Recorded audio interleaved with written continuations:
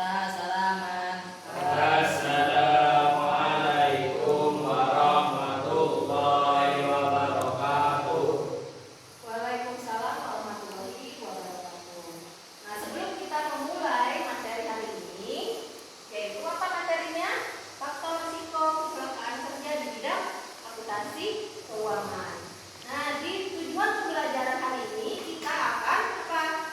Kita akan mengetahui pengertian dari faktor risiko kecelakaan kerja. Yang kedua, mengetahui K3. K3 itu apa? Keselamatan kesehatan kerja untuk pekerja ya. Yang kedua, untuk mengetahui faktor apa aja yang membuat kecelakaan kerja. Yang keempat apa? Yang keempat itu pencegahan yang akan dilakukan supaya tidak terjadi risiko kecelakaan kerja. Nah, baiklah, kita mulai dari materi yang pertama. Nah, ini adalah kompetensi K3, yaitu kompetensi dasar keselamatan kerja kesehatan K3 secara umum. Kita menganalisis ya faktor risiko kecelakaan kerja itu dan penyakit yang akibat kerja di bidang akuntansi keuangan apa aja ya. Terus melakukan tindakan pencegahan kecelakaan kerja dan penyakit akibat kerja di bidang akuntansi keuangan. Nah, itu mau tanya contohnya apa aja misalnya faktor risiko kecelakaan kerja itu. Contohnya apa aja dan pencegahannya apa? Silakan, siapa yang mau jawab? Ya, silakan Ilham berdiri. Berhati-hati dalam kerja, menggunakan APD yang lengkap, dan mengikuti SOP. Ya, bagus ya, beri prompt buat Ilham. Ilham, ibu punya reward. Diambil ini.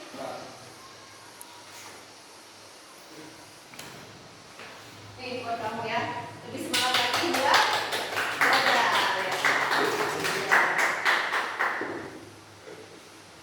Baiknya kita masuk bab yang kedua, yaitu apa? Nah, pengertian K3 dan ruang lingkupnya itu apa aja? Nah, kecelakaan kerja didefinisi sebagai kejadian tidak terduga dan tidak diinginkan. Nah, kejadian yang tidak terduga ini contohnya kan adalah apa? Human error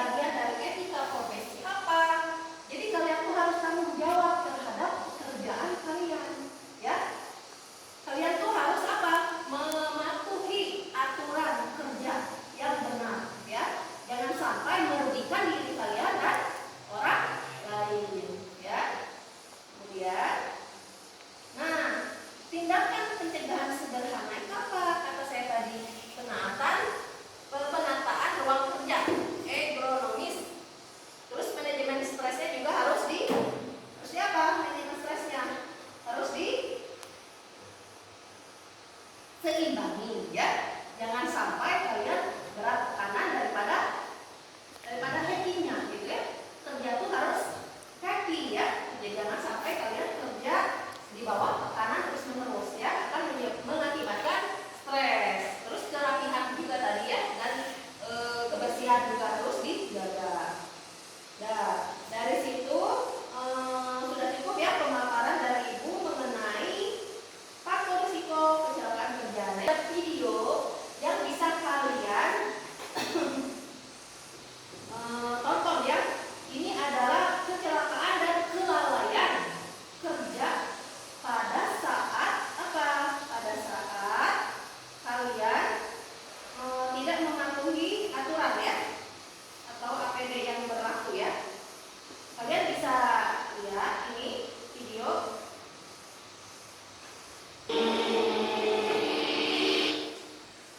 Ya, baik-baik, ini video yang tidak mematuhi aturan, tidak memakai APD, ya.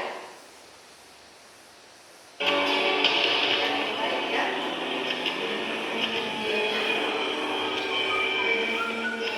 Baiklah, setelah pembelajaran tadi, video pembelajaran dengan pembelajaran menggunakan Canva, udah paham semua materi yang saya jelaskan? Udah paham? Alhamdulillah. Saya mau memberikan 5 pertanyaan supaya kalian lebih paham materi, ya. Ditulis di buku. Nomor 1, apa saja faktor risiko kecelakaan yang terjadi di lingkungan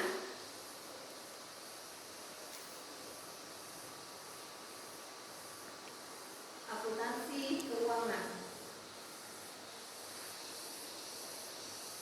Nomor 2, berikan contoh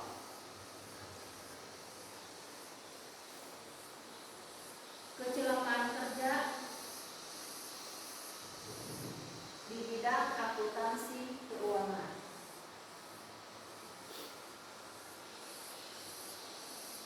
Sudah? Sampai sini ada yang mau ditanyakan mengenai materi faktor risiko kecelakaan kerja? Sudah paham semua? Sudah.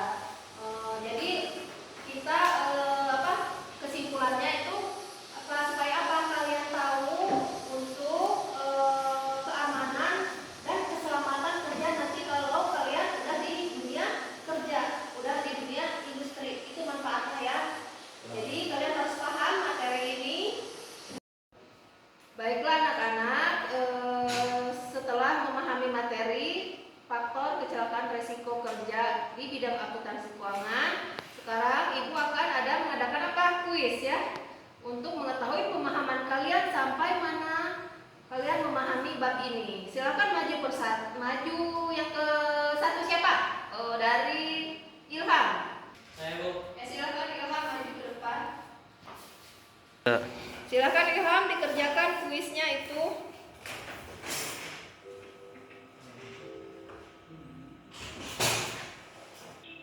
Ya, bagus. Bagus. Beri aplaus untuk Ilham.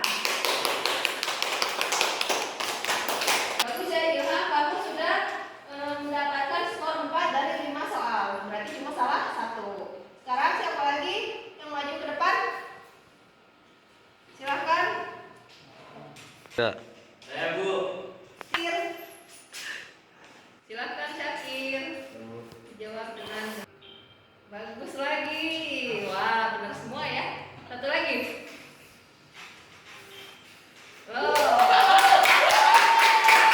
Alhamdulillah Syakir, ya, kamu benar 5 poin dari 5 soal. Berarti kamu udah paham dong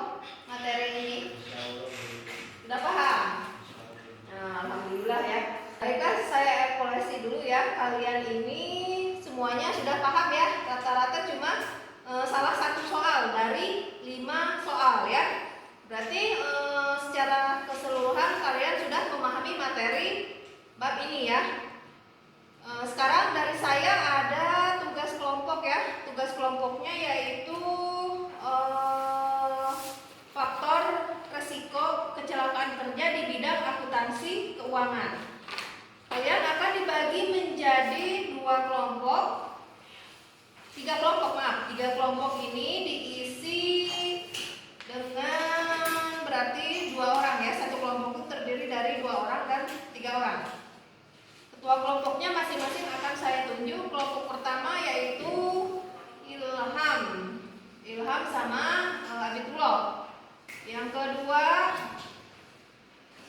Syakir sama Gibran ya.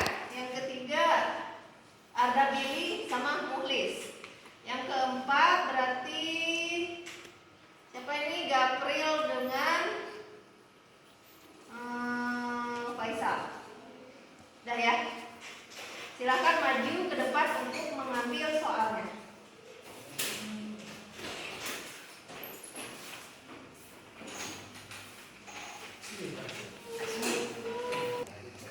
Jenis faktor resiko apa yang paling dominan dalam proses tersebut ya?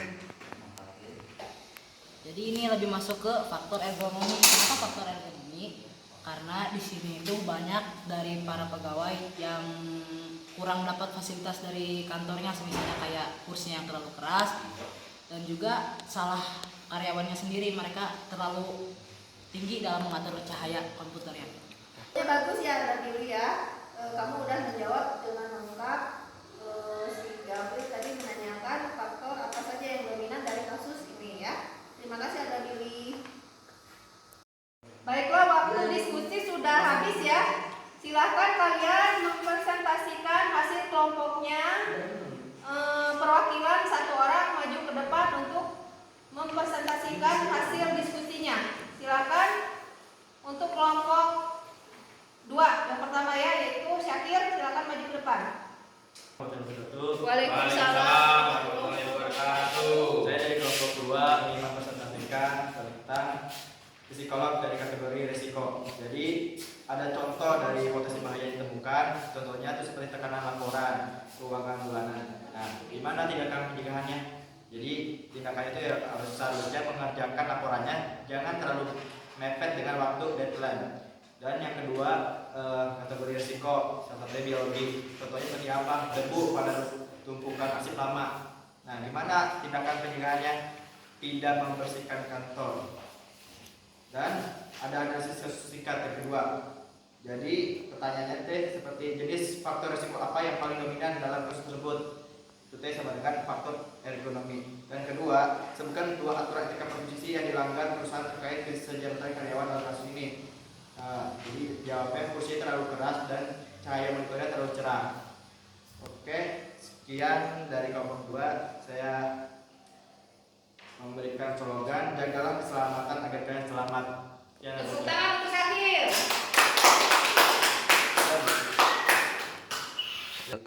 sekian dari presentasi saya. Apakah ada pertanyaan dari sosial kamu semua? Saya. Oh, oke, betul. Saya mau nanya, terutama di sekolah ini, apakah di sekolah Tulopate ini, terutama di KU, apakah di KU itu jika kabel-kabel apa atau alat listrik itu udah tertata rapi? Terima kasih Gabriel untuk pertanyaannya. Untuk yang tadi, ya sudah tersusun rapi dan tidak akan menyebabkan kecelakaan kerja untuk karyawan. Ya, sekian terima kasih. Sekian dari Fakir. Assalamualaikum warahmatullahi wabarakatuh. Waalaikumsalam warahmatullahi wabarakatuh. Terima kasih Syakir udah melakukan presentasi perwakilan kelompok 2 ya. Sudah sangat bagus, dia sudah bisa menjawab pertanyaan dari temannya ya. Jadi tepuk tangan untuk Syakir dan kelompok 2. Nah, sekarang akan maju lagi yaitu perwakilan dari kelompok 3. Siapa? Arda Billy ya, maju ya. Silakan Arda Billy maju ke depan untuk mempresentasikan hasil kelompoknya. Ya, assalamualaikum warahmatullahi wabarakatuh. Waalaikumsalam warahmatullahi wabarakatuh. Saya perwakilan dari kelompok 3 ingin mempresentasikan apa yang telah kami diskusikan tadi. Di antaranya yaitu kami mendapatkan tugas kelompok tentang audit keselamatan kerja akuntan. Bagian satunya yaitu tentang tabel identifikasi risiko. Jadi risiko ini terbagi menjadi 4. Kategori risiko yang pertama yaitu fisik.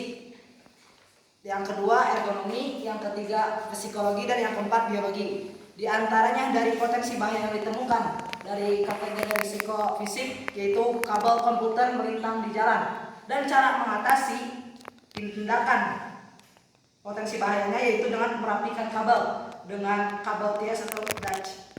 Dan yang kedua ada faktor kategori risiko ergonomi. Contohnya seperti kursi yang keras dan monitor layar komputer yang terlalu cerah. Cara mengatasi tindakan potensi bahaya tersebut yaitu dengan mengganti kursi sesuai yang layak dipakai untuk para pegawainya, dan mengurangi kecerahan monitor bagi pegawai agar tidak sakit mata. Yang ketiga yaitu kategori risiko psikologi. Potensi bahayanya contohnya yaitu tekanan laporan keuangan bulanan. Usulan tindakannya yaitu dengan mengerjakan laporan-laporan itu di awal-awal agar tidak terlalu mepet dan deadline lebih cepat beres, jadi tidak terlalu menekan si pegawai tersebut. Yang keempat yaitu faktor kategori risiko biologi, dan ada juga potensi bahaya yang ditemukannya yaitu seperti debu pada tumpukan arsip lama. Ini salah satu yang kita sering temukan banyak di kantor-kantor. Mereka mengabaikan ini semua, dan cara tindakan pencegahannya yaitu membersihkan debu-debu setiap minggunya dan membersihkan rak sampai tidak tersisa sedikit pun debu, yaitu kerja lembur duit bocor. Ya, sekian dari saya. Jika ada pertanyaan silahkan bagian yang bertanya. Saya mau bertanya, Silakan Ilham. kan tadi ada 4 resiko ya. Kalau di sekolah ini keempat resikonya itu udah dicegah apa belum? Terima kasih atas pertanyaannya. Di sini saya ingin bantu jawab sedikit. Jadi kategori risiko kembali saya akan beritahu ada 4. Yang pertama fisik, yang kedua ergonomi, yang ketiga psikologi, yang keempat biologi. Semua di sekolah ini sudah ada semua. Empat-empatnya sudah ada, akan tetapi belum terjalankan semua. Yang pertama dari faktor fisik, merapikan kabel dengan kabel TS atau Dutch. Itu sudah kami laksanakan di sekolah ini. Di sekolah kami tidak ada yang namanya kabel melintang di jalan. Yang nomor kedua faktor ergonomi. Di sekolah ini kami masih ada. Kalau masalah faktor ergonomi seperti di lab kami sendiri masih menggunakan kasur kursi kayu yang keras, sehingga para siswa tidak nyaman. Bahkan banyak yang merasa sakit pinggangnya. Yang nomor 3 faktor psikologi, itu masalah ke tata usaha. Kita lebih sebagai siswa tidak terlalu penting untuk mengetahuinya. Yang keempat bagian kategori risiko biologi, debu pada tumpukan arsip yang lama. Mungkin di Teul sendiri di sini masih cukup bilang bersih karena ada bagian kerja dari OB-nya juga, sehingga area steril dan bersih. Terima kasih ya semua kelompok sudah bisa mempresentasikan hasil diskusinya ya. Semua sangat bagus sekali ya. Semua udah bisa, udah pandai ya. Udah bisa memahami materi yang Ibu tugaskan ya. Beri tepuk tangan untuk kalian semua.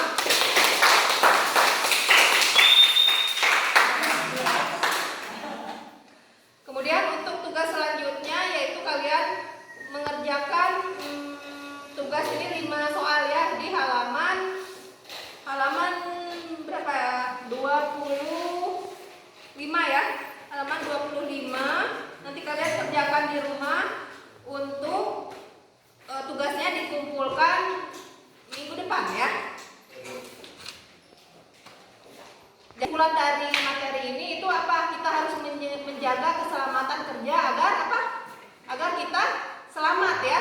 Agar kita selamat, kita harus menjaga kebersihan agar kita jadi sehat ya. Itu fungsinya untuk menjaga kecelakaan kerja ya. Banyak sekali terjadi resiko kecelakaan kerja karena kita lalai dalam apa? Dalam menjalankan pekerjaan ya. Baik, cukup sekian dari Ibu. Terima kasih atas partisipasinya ya. Terima kasih atas presentasinya yang sangat baik ya. Untuk mengakhiri pelajaran kita hari ini, marilah kita